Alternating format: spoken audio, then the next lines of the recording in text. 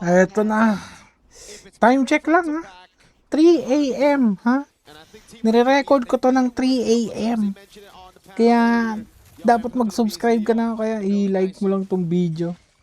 Pero ito may hanabi sa Malaysia. Sa Pinas naman, normal na drop lang na drop nila. Sana kaya yung line-up. Pero feeling ko mas lamang line-up ng NAVI. Weird yung yung hanabi pick. Di ko lang alam kung baka dahil ewan, paano nila. Ang problema lang sa hanabi late game. Late game lang, yun lang. Pero kayang-kaya ng Cloud yan. Dapat kayang-kaya ng Cloud. Oh, yun sakit. Mukhang malulusaw yun. Naku. Oh. Kalma lang.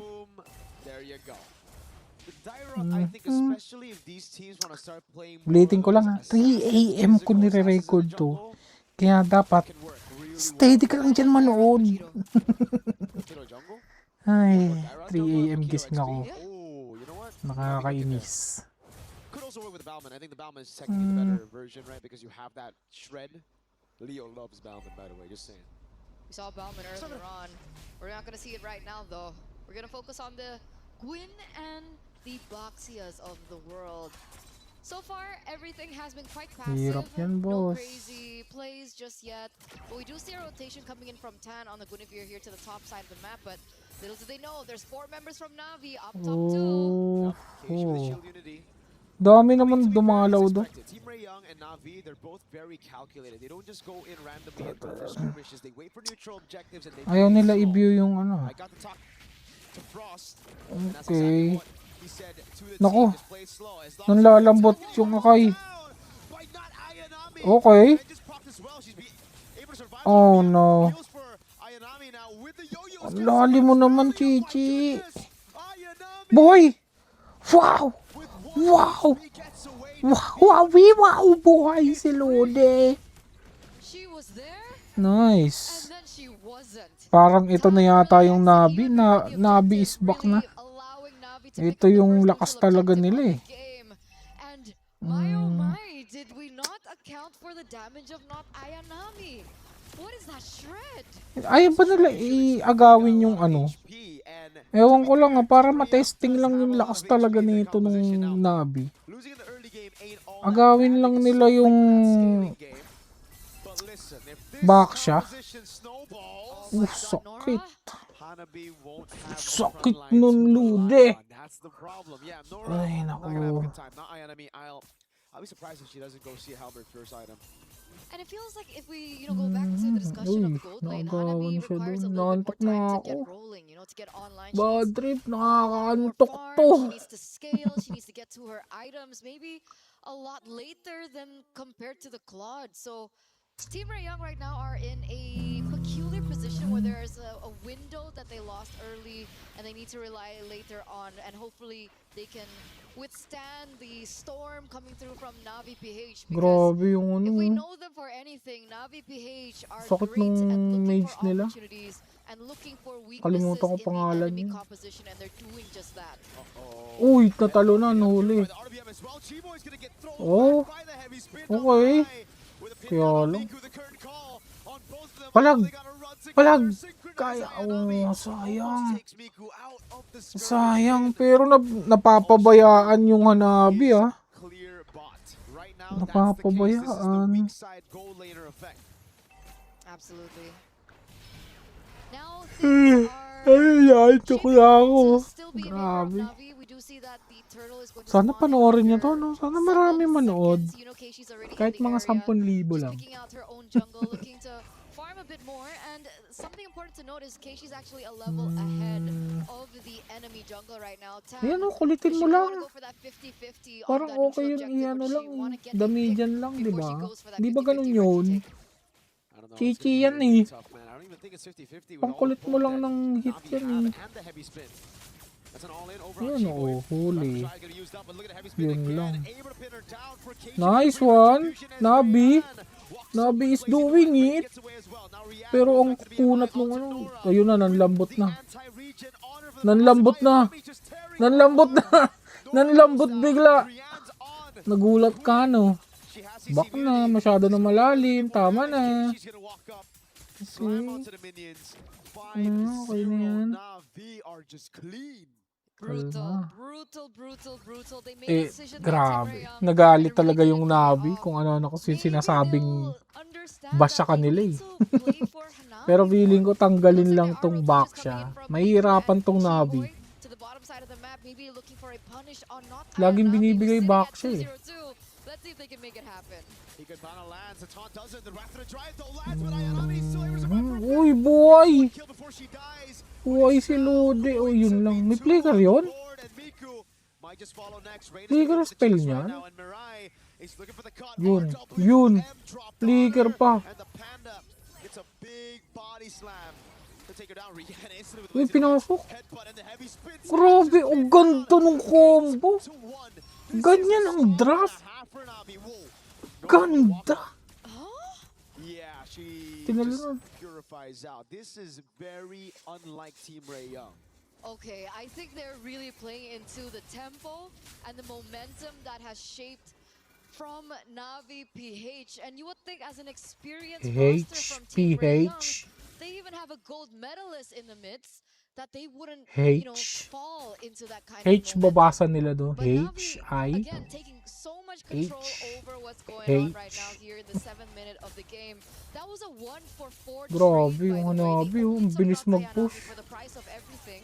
But Okay na luckily yan, enough, bigay mo Team na. Rayong, they do get something in return. They get a structure. Oh, oh, pinasok.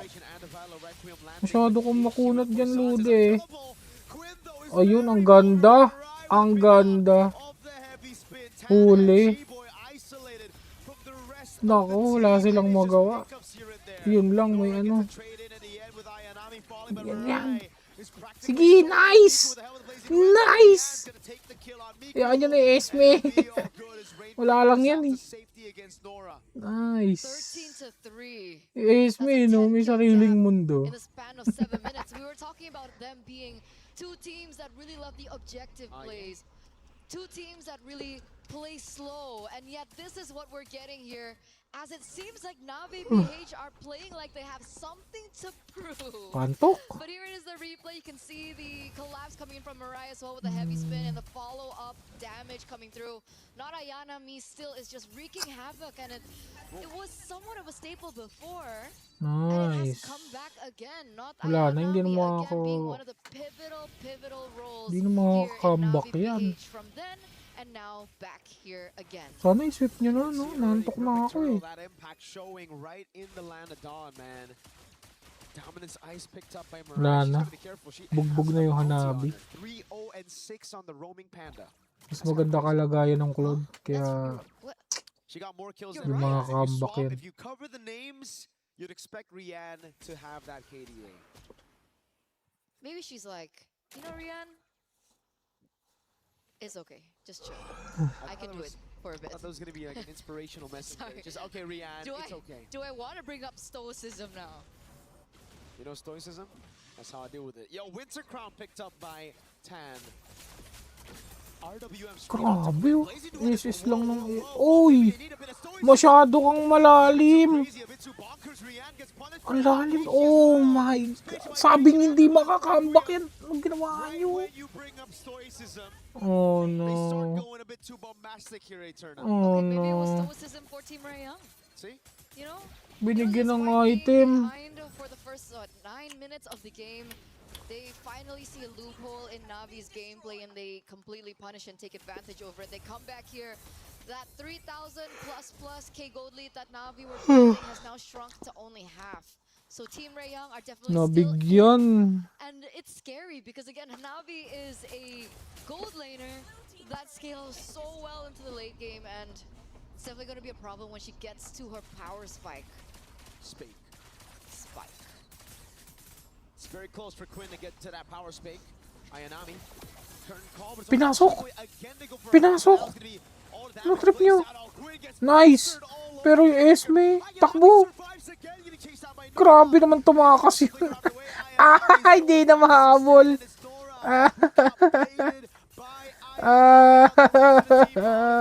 Hindi niya nahuli. Pero ang kunat, grabe.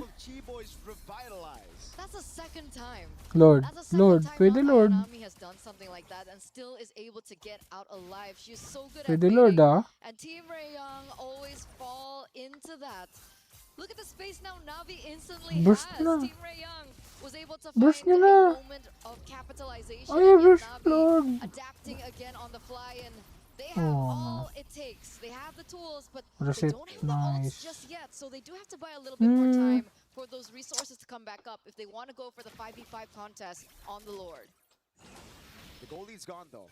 Despite that crazy fight again, it's 14-5, but the goal lead is only at 1,600. Uy, binurst. Team Oh, Young, kala ko. they gotta understand the winning condition. Kala now. ko They di need to kite re-reset back. eh. They need to be the ones to play around Quinn and Niku. They can't be the one chasing. Navi losing out on that mid prio. Team Young wanna gamble. Ay! Tan's level 12. Tindi. Casey Yun level na. 13. Now it's Rihanna blazing Pumasok. down as well. Pumasok mag-isa yung Cloud. Again, as Mariah gets shut down. Uy! Retribution comes through from Casey. Uy, hindi maganda yung pasok nila. In the back is finally Ayanami falling Naku to Nico, po. and Chiboy gets Naku away in po. time. Lord for Navi. Nagkakapera yung Everything else goes to kalaban. Team Ray Young. It was a really good winter crown, I believe, for Tan. She knew exactly Nauuna what yung Navi wanted to do Cloud. earlier on. Sure, she misses out that retribution and, gives the neutral objective over to Navi. But at the very end of it, she wastes a lot of resources and allows the other members of Team Ray Young to actually find more value in that particular team fight. So now they're going to have to push with not Ayanami. I know she's gone in 6 seconds. So hopefully Navi can still Wala na, utilize ikab the na ako wave ng ikab. control and Nantok na ako. allow them to collapse together so they can get something out of that Lord take. Because it looks like Team Ray Young are in position to look for that clear before the structure. Seems like they've also figured out the fact that they need to kite back against Navi. Navi, crazy engage. They got that zoning as well. If Team Ray Young chase though, however, they don't really have the right resources to get the Hanabi and the Lilia in place. So it's all about kiting back with your carries. Sure, you can have some few members do their own thing. I'd say Nora can just try to split this front. Parang malulugi sila sa late game ah. For Quinn and Miku. Naaamoy ko yung late game ah. Lily is starting to hurt. Miku's starting to hurt. She has 2 items under her Ay, belt, nako. as well as the lightning truncheon, and that burst damage is not seen, but it definitely will be felt, especially when it gets to the team fights where they group up a lot. And I think Navi are definitely starting to feel it now. I wonder what items Quinn is on now, right? Has she gotten every one of those Swift Trinity items? Yes. All right. She has the Golden Staff, Corrosion, and the DHS. So does she have the Melfic Gun now is the question. There you go. Melfic Gun on the way. Defiant Glaive just picked up by Rain. Now, so that'll certainly help with shredding down some of these frontliners who already have the chastised Pauldron, and that is interesting. Ayanami, Sea Halberd only now picked up. Like, earlier on, I expected it to be the early pickup, maybe second item because of the lane, but I'm guessing it's just because they're thinking, all right, we got a Baksha, we don't need the anti-regen. But it's hurt her quite a bit in the later stage of the game right there, because Keishi a lot of times is playing a different game entirely, playing for Rain, for Rian, and Ayanami just doing her own thing without the Sea Halberd. Now with the Sea Halberd, that'll certainly help. Parang lugi sila dito sa clash na to ah. Prioritizes the Rose Gold Meteor first instead of the Melfic Oh. Gun. More defense, playing it a bit safer. I think she knows that she's going to be like the main winning condition for Team Ray Young, right? There's 2 options in that scenario. Do you want to go big or go home? Do you want to go for... Go big. Go big. Okay, so they don't go home. Lord. Hope not, right? We don't want anyone to go home, but kind of have to if they leave. Yeah, that's how competition works. But Their keys get crushed. 14 minutes in. Uy! 14th level. Lumikod! Keishi. Huli! Tan has actually caught up. Huli! Maneuver again on time, but the Ganda ng pagkakahuli pero nakapag ano. sit down entirely. Quinn to the back line though. Pops it in, he gets easy to guide for just Buhay na buhay yung Akai.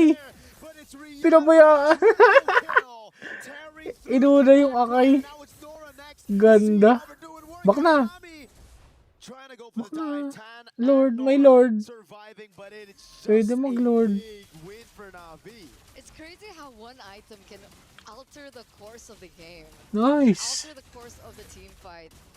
And alter the fate of Team Ray Young earlier on. I mean, you guys saw that, right?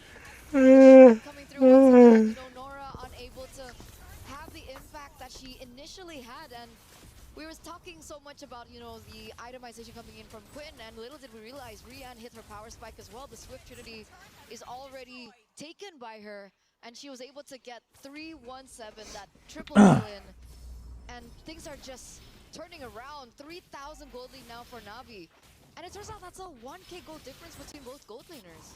No wonder. You can see the damage definitely, and the go big factor. That's a Melfic gun instead of the Rose Gold, and the Winter Crown is going to give her so much more ways to actually just dive in, honker down, and then freeze while gunning people out. Winter Crown for Keishi as well. I love the response to Team Ray Young. They were the ones first onto the Winter Crowns for the Guinevere. It's just kind of like a common item though for the Guinevere. It's like the usual build for her. Now for Keishi, she realizes that. She realizes that Team Ray Young can actually start shredding down a lot of the frontliners, so she wants to delay the fights as well. Ray, just for a bit more safety, picks up another Winter Crown. So we got 3 Winter Crowns for Navi. That's crazy. That's a lot of Winter Crowns. Gotta say it right. That's crazy. That's crazy. But wait, here goes the siege. Grabe. Crazy zone. Grabe ka nga dun. Tapos na. Yun lang. Tumumba si Mirai. Baka na. Baka na, baka na. Kalma lang. Nice. Nice. Even have to risk anything more. They know once again Farm. the opposite side of the Lord inhibitor was taken down. Hindi pa nakuha yun. That they can play to their advantage. And if Team Ray Ay, Young naka. keeping, remember there is a Claude on the other side of the map. We already saw a Claude backdoor in MWI earlier on. I think it was the first day of the MWI groups. I don't think we want to see it again. Not with everything on the line here. 150,000 damage taken by Chi-Boy. Retreat from Keishi to take the purple buff away. It really is a battle of front to back. You see those numbers on the frontliners. It's purely who has the better front, who has the better peel for their backline. Thing is, for Navi, only Ray needs peel, really. Rian's diving with the rest of the team, and that's really what's caused such a problem for Team Ray Young's backline. Miku and Quinn, they don't have enough sustainability to deal with a Claude and Ayanami walking up on the CC with all the CC of the Akai. And that's not even taking into consideration of the magic damage coming in from Rain. And Keishi. It would be interesting to see what items Eve has right now, like how far she's in. Fishing Lantern, Glowing Wand, Divine Glaive, Winter Crown. At this point, I wouldn't be surprised if that's a Holy Crystal. That but hurts. It's probably Blood Wings. That hurts for the frontliners, man. Oh yeah. That's the reason Chi-Boy's been taking a lot. Number 1 in the damage taken, and look at the waves in the bottom lane. This is why Navi just back away after getting that base turret. They have a slow push built up bot, and they know for a fact no one on Team Ray Young can be sent down below.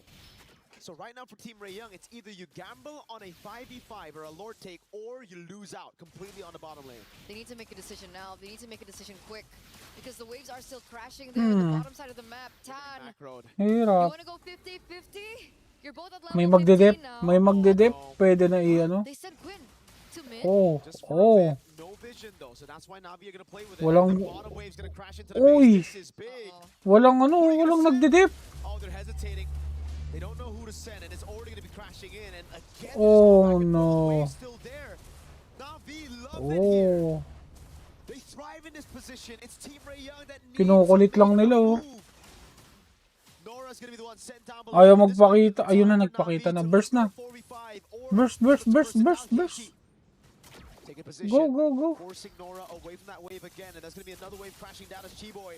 Naku Looks for po. an opening. Rapid Naku fire, the po. heavy spin comes around from Mirai. That's an RBM. Grabe ang sakit. Chi-Boy is gonna lose Oh. isolated in front of everybody. Nice Headlock from one. Ayanami to take her down. It is the perfect Ganda. Lord dance for Navi. Nice. So intelligent, and the experience is definitely showing here for Navi PH.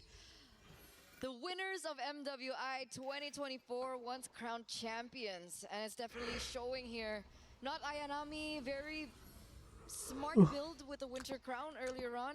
She had it just before the Lord, and she utilized it in that Lord take, understanding the amount of resources that would be wasted to take her down, and the amount of time that she was able to buy for the rest of her team to do the work for her. 7,300 gold lead now for NAVI PH. 20 minutes already has elapsed, and that enhanced Lord is marching in the bottom side. They're relying on Miku and Quinn to be able to clear this as fast as Tapos na to? possible. Tapos na? Oo, pumasok. Masyado malalim. Kalma. Kalma. Hindi pa tatapos. Grabe namang Hanabi. Grabe. What's been the problem has been the frontliners not really being able to peel for the backline, but when they're under that crystal, makes it a heck of a lot easier. Yeah, it's all good. It's all G in their own base. It's so much easier as well to go for the target thing. Hikab ako ng hikab. Go to that much of an effort. There's no possibility of like a backdoor play as well, a flanking play. And we can already see that Quinn, full items. Swift Trinity, she has a Malefic gun, and she also has the Immortal, just in case things go south for her. There's also another layer of defense with the Rose Gold Meteor, so she's going double defense actually here. Love to see it. Team Ray Young just doubling down on defense. Winter Crown again. Rian swapped it out earlier after utilizing the Winter Crown, going straight to the Immortality. Now we have a slow game again before the Lord spawns. And this time around, folks, it's another evolved Lord that we're waiting for. Another Winter Crown picked up Mirai. Yun lang. Purified. Big resource spent. Yun lang. 90 seconds as the Lord will spawn in the game in the bottom wave. Nice. Sa wakas. In favor of Navi. Hell, it's not just the bottom Baka lane. maagawan pa sila dyan. Team Ray Young, they're gonna have a lot to deal with. It's these small things that Navi PH are able to get out. Like something as simple as a spell that can really alter the course of these particular team fights. So it looks like they do and will be able to clear in that bottom side of the map, but it's still going to be pushing in favor of Navi. So again, Team Ray Ganda Young ng are the pwesto ng ones isa on the dun, timer here. They have 2 waves pushing in favor of Navi. This is a headache, if anything, for Team Ray Young. They really have to dig deep into this one. And Navi are not giving them any chance. Constantly resetting the Lord, not giving Team Ray Young any space. Ayanami will shove in mid to force these rotations and to force Team Ray Young to reveal themselves. Quinn and Miku both visible on the map. That means Navi are going to go straight Burst to na. the Pwede na i-burst. They know Team Ray Young have no hold, even in their own jungle. Navi, a free Lord. This time it's evolved. They're going to have that damage reduction. Nice. Close this one out. Pang ano na to, pang end na. No chance. I guess it makes End na sense. dapat yan.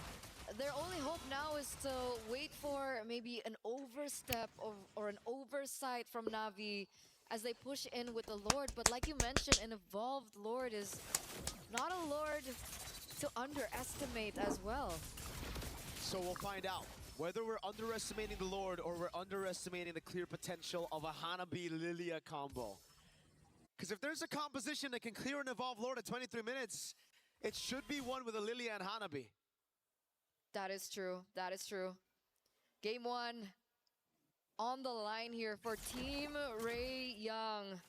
Navi Philippines looking to close this, but will they be able to? G-Boy Ito na yan. jumps very low. End. Zone already, Mariah in the back. End. Now gonna go for the Torre. zone. Pins her down with the RWM as Torre. well. Hanabi and Lilia not Nice. able to go for the hit. The base just gets Nice. and Navi close it out with